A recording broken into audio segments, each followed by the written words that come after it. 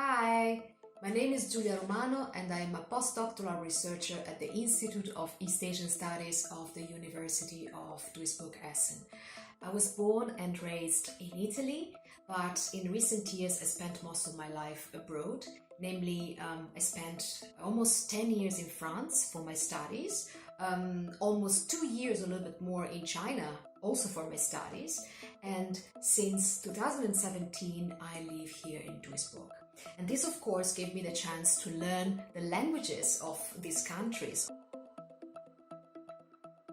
For the French language, I think that the words that comes immediately to my mind is the word pépinière, which means nursery, plant nursery. So it's a place where actually you collect all the seeds of the plants. In Chinese, there are two words which I particularly like.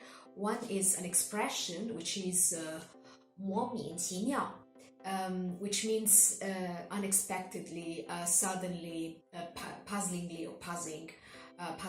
And the other expression is 毛毛雨, which means drizzle, light rain. And I like them particularly because they sound like they're coming out of the mouth of a cat. As for German, I think that my favorite words are mummeln and sich, einmummeln, because they really evoke very well what these words mean. Mummeln means rabbit and sich, einmummeln is to wrap oneself in a blanket, which I actually believe is my favorite sport.